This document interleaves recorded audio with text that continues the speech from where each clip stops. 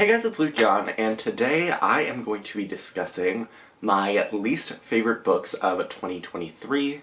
I was actually pretty lucky this year. I didn't have a ton of books that I disliked. Usually I have like close to 10 2- and 1-star books, like combined. But this year I only have 5, so I had 3 2-star books and 2 1-star books, which, you know, is not the best, but I thought I would discuss them with you all. It's always fun to be a little bit salty, right? So I've ranked them from like 5 to 1, so number 5 is the book that I still gave 2 stars, but it's the one that I'm like the most okay with, and that would be Window Shopping by Tessa Bailey. I actually read this in December, and I just didn't like it. I thought it was like a little bit too long. I mean, I thought this was too long. Like, it's barely 250 pages, but I still feel like it could have been a novella just because the things that were happening were so repetitive, where it would just like, it felt like nothing was happening, even in such a short book, which I feel like is very hard to do. So I applaud Tessa Bailey for somehow being able to not come up with a plot, but I just feel like there was just like not enough there to support the romance plot, which I really enjoy romance books, but I still feel like there needs to be like a weight underneath it to kind of make the story full. Like, some of my favorite romance books, like The Unhoneymooners, or any of those, like, I'm trying to think, Happy Place, I'm looking at my shelf right now, the Bromance Book Club, like, all of those have storylines to supplement the romance aspect, which I really enjoy, because I feel like it can't just be, like, romance, because there's so much stuff in our life, and yeah, it deals with, like, the workplace and stuff, and the main character has, like, a little bit of a difficult past that she's working through, but I still feel like a lot of it was a bit hollow.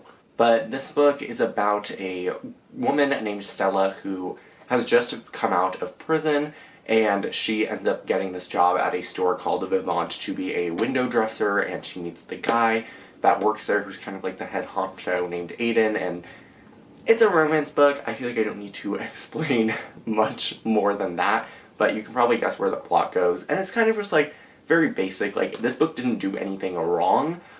Well, actually, that's not true. There was a joke at the beginning of the book about Chernobyl, which I just thought was really, really insensitive and offensive as someone who is ethnically Ukrainian. Yeah, so basically there's like, it's literally on page 6, they're just talking about like this display that she's unhappy with, and like this is how they meet. And he says, is this her talking? No, this is him saying, "I did have a purpose for stopping, if you don't mind humoring me just a while longer." He dips his chin in the direction of the window. "I'm curious what you make of all this." She says, "You're referring to Penguin Chernobyl?" Oh, that's no. In the sense that, no. You know what I mean? Like, yeah, I don't feel like it's very funny to be making jokes about a horrific tragedy that killed tons of people. Yeah, a little bit tone deaf in my opinion, but whatever. That was like the only egregious thing that the book did, that was actually like harmful in my opinion, but the rest of it was kind of just like a basic romance. So 2 stars, like, it was okay, but I would never recommend this book to anyone. Number 4 on my list is We'll Always Have Summer by Jenny Han. This one was a little bit disappointing to me just because before I read this series, I had just binge read the To All the Boys I've Loved Before series by Jenny Han, and I loved it. That was like on my favorites of the year list, so check out that video if you haven't seen it yet. But I decided to read this series because I know my sister read it and she enjoyed it, and I liked the first book. I thought the second book was okay, but this one was just like, why? Like, this easily could have been like a standalone, at most a duology. Like, we did not need this trilogy. I just thought it was like really silly and like juvenile, and I just didn't like the way that the characters were evolving. I don't like where Jenny Han took them, and I just feel like it was a little bit like, it felt like the book had been phoned in at certain points, which is so unlike Jenny Han, because she is, I think, an amazing writer and an amazing author, and, you know, I am someone who has loved, like, one of her past books, or series, so this is just, like, uncharacteristic for her, but I know it was her first series. Even though I did really enjoy the first book in this series, I thought the second one, as I said, was like, meh. This one was just like, why? Like, I feel like there was no purpose for this book, and if there was going to be a purpose, I don't feel like it was achieved through the narrative that was presented in this story. So I would say if you are looking for more Jenny Han, definitely pick up the first book. I think it's light and fun. Maybe read the second book if you care, but I don't feel like this third book was necessary. Maybe skim read it or read the plot summary, but just because, like, for being so short, it took me, like, basically a week to trudge through this book. Then at number 3, I have All the Crooked Saints by Maggie Stiefvater. I talked about this book in one of my recent wrap-up videos. I read it in October, and it was just not good. Like, I enjoyed Maggie Stiefvater's Raven Cycle series. I thought the first book was good. I didn't love it though, but I really enjoyed, I enjoyed The Dream Thieves, and then I really loved Blue Lily Lily Blue and The Raven King, so I had faith in Maggie Stiefvater because her books were just, like, getting better and better as I was reading them, and this was published after the Raven Cycle, so I had high hopes, but it just fell very, very flat. It is about a family in Colorado in the 1950s who are able to perform these miracles, and there are these, like, pilgrims that come to the town that they live in to receive the benefits of these miracles. But the book really has no plot. Like, it's supposed to follow this family, but it's mostly just 200 and, like, or no, over 300 pages of Maggie Stiefvater flexing her writing skills. Like, this easily could have been a short story or a novella, and I think it would have worked really well, but most of this book was Maggie Stiefvater creating beautiful sentences, and I have to give it to her. She's a great, like, writer. She has amazing prose, and they do feel very lyrical at times, but I also think that at a certain point, like, you need to tone down the writing and actually get into the plot and follow these characters. Like, I could not tell you a single one of these characters' personalities. I barely even remember their names. That's how, like, forgettable this book was. It was quick to read because I started, like, kind of speed reading at a certain point, but I don't think that it is, like, I don't know, it just felt like a creative writing assignment, and I don't know if I'm going to be able to explain it, so I decided to mark a part of this book that I wanted to read aloud to you all to kind of try to get my point across at what I mean of how, like, the majority of this book is just flowery writing, and this is on page 128. So we're on chapter 13. We're nearly halfway through the book, right? The book is 300 pages. We're nearly halfway there. And this is how chapter 13 of the book begins. This is one paragraph, by the way. We don't quite understand miracles. This is the way of most divine things. Saints and miracles belong to a different world and use a different set of rules. It is hard to tell the human purpose of St. Joseph of Cupertino's miraculous levitation, for instance. Whenever he was transported by faith, he was also transported by physics, often several feet into the air, sometimes in the middle of a homily.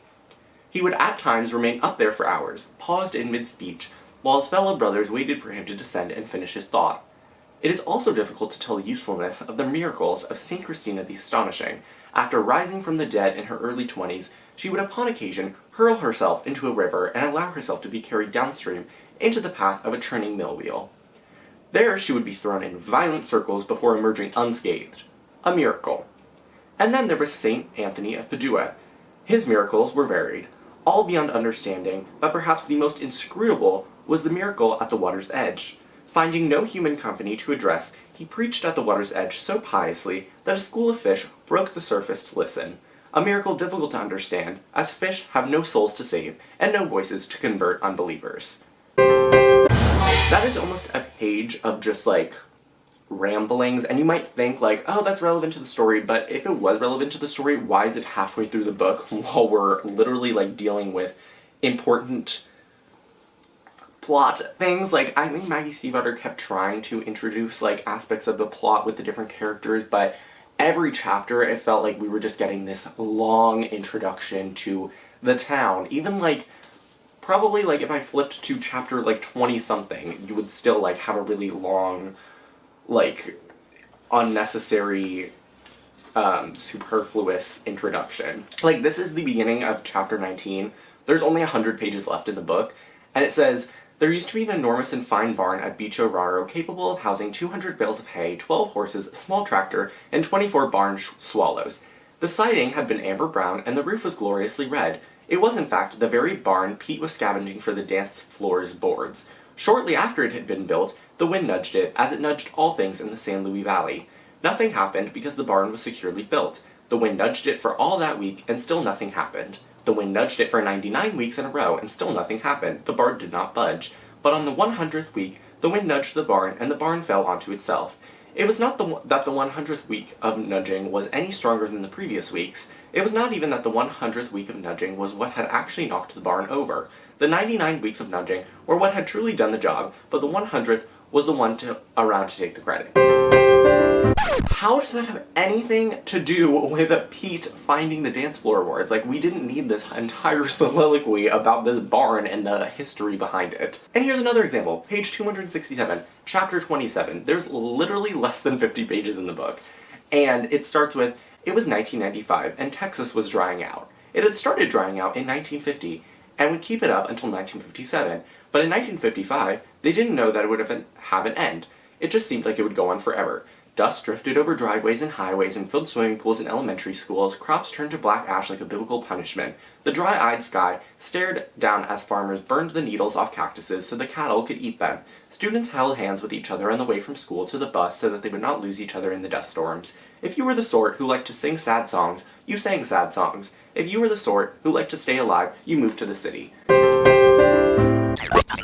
Like, the only word that I have is why. I understand that, like, people might enjoy this flowery writing, and I do too, but, like, at a certain point it just becomes, like, unnecessary. Like, it becomes, like, Maggie Stiefvater just being like, look at a beautiful sentence that I can write, and it's like, you have forgotten about the plot and the characters. Like, everything has just been left to the wayside because you need to explain the history of a door in 1824 and how there were, like, spiders eating at it for 300 weeks, but then on the 301st week, like, one spider got to it and it fell down, but it was the credit of the first 300. Like, no one cares. Basically, this book is just one long, inane, like, writing string of ideas that are connected by, like, very shallow characters and a almost non-existent plot. Then, in the second spot, my second least favorite book of the year was The Ballad of Songbirds and Snakes by Suzanne Collins. One I'm also very disappointed in because I read the Hunger Games trilogy this year and was obsessed with it, and I was super excited for this book because I knew the movie was coming out later this year. I really liked the movie. The book, on the other hand, not so much. This was one of the one-star books that I gave, and I actually annotated a little bit of the book just because I want to talk about some of my least favorite parts of the book. There might be some minor spoilers here, so just proceed with caution. So the first tab that I have here is actually on page 1, and I just want to read the opening paragraph to try to explain why I knew this book automatically would be really boring, because just tell me if this opening paragraph makes you want to continue reading. Coriolanus released the fistful of cabbage into the pot of boiling water and swore that one day it would never pass his lips again. But this was not that day. He needed to eat a large bowl of the anemic stuff and drink every drop of broth to prevent his stomach from growling during the reaping ceremony. It was one of a long list of precautions he took to mask the fact that his family, despite residing in the penthouse of the capital's most opulent apartment building, was as poor as district scum.